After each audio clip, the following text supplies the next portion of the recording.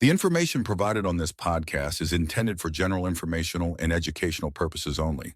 It is not intended as a substitute for professional medical advice, diagnosis, or treatment. While we discuss topics related to vegan health, diet, and fitness, always consult with a qualified healthcare provider or registered dietitian before making any changes to your diet, fitness routine, or lifestyle, especially if you have existing health conditions. Welcome to Good Vegan Meal, the podcast for lifelong vegans, people wanting to become vegan, or those interested in vegan living. We're here to make your lives better by giving you the information you need to succeed in your compassionate vegan lifestyle.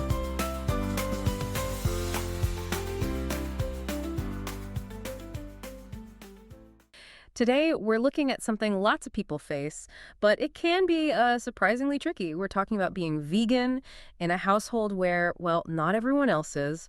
It feels a bit like, being the only one wearing headphones in a noisy room. You're there, you're part of it, but you're turned into something different. And yeah, that can feel awkward sometimes, isolating even. That's a great way to put it. And this deep dive, it isn't just about the food, is it? It's really about navigating relationships, those daily routines, and sometimes clashing values. It's about figuring out how to stay true to yourself, authentically you, while still, finding some harmony when your home environment is kind of playing a different song. Okay, let's unpack this then. One thing that came through really strongly in our sources is the absolute foundation. You need a solid internal anchor before you can deal with the outside stuff, like having a really clear why for being vegan. And it needs to be deeper than, a Pinterest quote or just saying, because it's healthier. Absolutely. That why is like your internal compass. Or keeping with your analogy, the music in your headphones. Dr. Melanie Joy talks about this, the author of Why We Love Dogs, Eat Pigs, and Wear Cows. Her concept of carnism, this sort of invisible belief system that conditions us to eat certain animals, is really insightful. Understanding the psychology, that conditioning, it actually helps you build resilience. It's not really about having to explain yourself to everyone else. It's much more about understanding it for yourself deep down. Because that knowledge, it helps you not take things so personally, right? When someone makes a comment, it's often not about you. It's coming from this deep-seated societal thing. Your why, that's what keeps you steady when everything around you feels a bit off-key. Yeah, that reframing, thinking about carnism, that feels really powerful for just like internal strength. So, okay, you've got your internal compass set. The next big thing the sources highlight is super practical, almost mundane, but really important. It's about carving out actual physical space for your values in a shared home. Right. This is where it gets tangible. Like maybe having a dedicated shelf in the fridge, your shelf, or a specific drawer in the pantry that's labeled, or even a whole cabinet for your plant milks, your nooch, whatever it is. It sounds simple, but it's not just about avoiding, fridge Jenga every time you want your almond butter. Yeah. It's about visually, physically carving out presence. It's a little reminder, maybe mostly for yourself, that your choices matter. And they deserve space too. And it kind of reduces that small daily friction, doesn't it? And it's not just food either. Some sources mention being aware of other household things like avoiding wool blankets if that's part of your ethic, or certain soaps, even some wines that use animal products in filtering. It's about aligning your whole space, potentially. Okay, so making your environment actually reflect your commitment, that makes sense. It takes away some of the mental effort each day. But moving beyond just like separate shelves, the sources suggest something kind of surprising. The food itself can actually be a bridge, a peacemaker. How does that work? How can what you cook actually bring people together in a mixed household? Yeah, this is the fun part. It's all about engineering that. Wait, this is vegan moment. Yes. There was this great example in one source about a mushroom walnut bolognese. Apparently, the most committed meat eater in the house went back for seconds. Didn't even question it initially. Nice. And the research actually supports this. Studies show that just repeatedly exposing people to really good vegan food increases how much they like it over time. And there's also this thing called the IKEA effect. Okay. It's the idea that if someone helps make the meal, even if it's vegan, they feel more pride in it, more positive about it. Yeah. The data suggests that one really, really delicious vegan dish can actually disrupt years of eating habits. It creates what one study called a taste memory. A taste memory. I like that. Yeah, it apparently makes people less resistant to trying plant-based stuff next time. Okay, but here's a crucial warning label that came up from Nathan Winograd. He says, basically, nobody is going to be won over by bland, flavorless, or overly healthy offerings. Yeah. So the food has to be tasty, like genuinely good. It's not about showing off how virtuous you are. It's about deliciousness. Exactly. It has to stand on its own. And you can get clever with the rebranding, as one source put it. Like, instead of saying we're having Meatless Monday, maybe call it Mexican night or Indian night.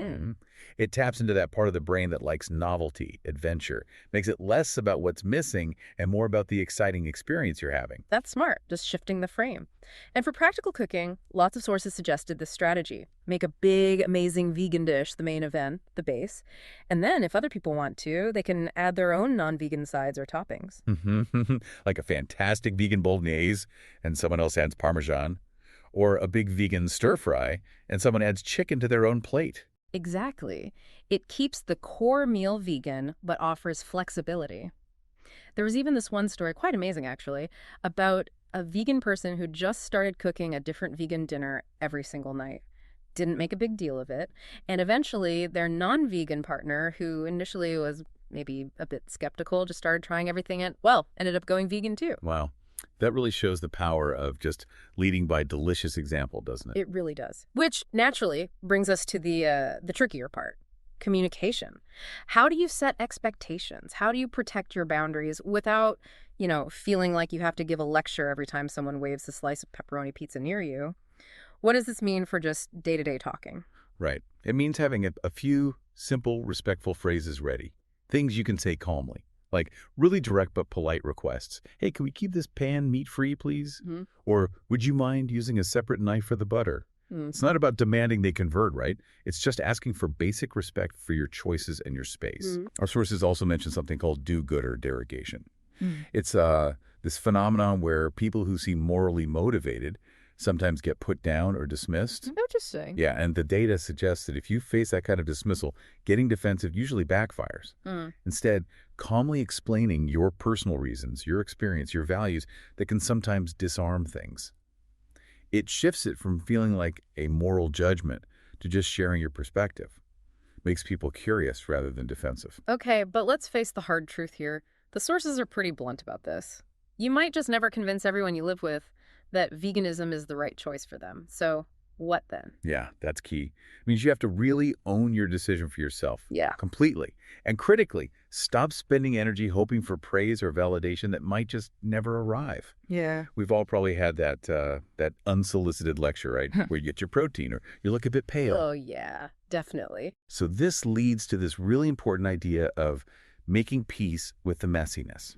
Because living in a non-vegan house is messy sometimes. You're going to share space with things you don't eat or agree with, meat in the freezer maybe, shared cooking utensils, the butter knife and the peanut butter jar. Yeah, the classic. You just have to pick your battles, don't you? Yeah. Figure out what's a reasonable compromise and what feels like betraying your own values. And sometimes, honestly, peace is just making your green smoothie and walking away while someone else is cooking bacon. You don't have to engage every single time. That sounds simple, but making peace with the messiness, that takes real ongoing effort, doesn't it? It's a practice. And another thing that kept coming up, focus on the positives.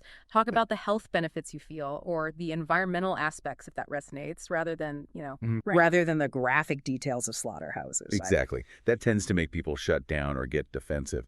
It's not just about listing benefits, though. It's about connecting it to their values, if possible.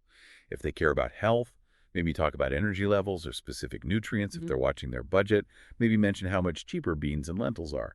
You're sort of translating your why into their what's in it for me without being pushy. Right. Which really brings up that crucial question. How do you maintain harmony while still living your truth? A big part of it is acknowledging the differences. Openly maybe, but then deliberately finding common ground outside of food. Bond over your shared love of hiking or that TV show you both binge watch or your political views, whatever it is. It strengthens the relationship beyond diet. It reminds everyone, including yourself, that your identity is way more than just what you eat. That feels really vital. Okay, and the final piece, especially if you are the only vegan in the house, our sources really stress this. Build a support system outside your home. You absolutely need and deserve to feel seen and understood somewhere. You really do. And there are so many ways now, aren't there? You've got Facebook groups, Reddit communities like Vegan, maybe local meetups if they exist, cooking classes, online forums. Tons of places. And this isn't about creating an echo chamber where everyone just agrees with you. Right. It's more about having a space where you can ask practical questions like, where do you get your B12? Without getting eye rolls. It's about staying inspired, sharing recipes, and just feeling less alone on the path you've chosen. Dr. Susan David has this great quote, "Discomfort is the price of admission to a meaningful life." But she adds that meaningful doesn't have to mean solitary. Building that external community, that's how you make sure meaningful isn't solitary, even if your own household isn't quite there with you yet. It gives you that reinforcement. Mm-hmm. And one last point on that, a reminder for patience, really. It came up often. People's tastes, their habits around cooking, they take time to change. So if you make a new dish and it doesn't get rave reviews immediately, try not to take it personally. Yeah, it's definitely a process for everyone involved. Growth, adaptation, it takes time. Okay, so let's try and wrap this deep dive up. What we've seen is that being vegan in a non-vegan household, it's clearly about much more than just the food itself. It's about navigating those tricky relationship dynamics, the daily routines, the different values, all coexisting under one roof. It's definitely not always easy. But as our sources show, with the right mindset, the right strategies like defining your why, carving out space, cooking amazing food, communicating clearly, finding external support, it is absolutely doable. Absolutely. And maybe a final thought for you, the listener, to mull over. Think about how developing these skill sets, those internal anchors, building external support, doesn't just help your vegan journey. How does it strengthen your ability to live authentically with any deeply held belief? Especially when you find yourself as the minority voice at the dinner table, so to speak. It's really about learning how to make space for your values to live and breathe, no matter what's going on around you. That's a powerful place to end. Thank you for joining us on this deep dive today. We really hope these insights help you navigate your own journey with a bit more confidence and maybe a bit more harmony, too. Thanks so much for tuning in to today's episode of Good Vegan Meal. If you loved what you heard and you're hungry for more, head over to our link tree at linktr.ee/goodveganmeal. There you can grab our free PDF 30 high-protein vegan 5-minute meals packed with quick recipes and full nutritional stats for every meal. Perfect for busy days and plant-powered gains. And if you're ready to take your vegan cooking game to the next level, check out our cookbook's 125-minute vegan meals for kids' lunches, a school lunchbox lifesaver, 185-minute vegan meals, and 7 weeks of high-protein meals with meal planning made simple with grocery lists for each week.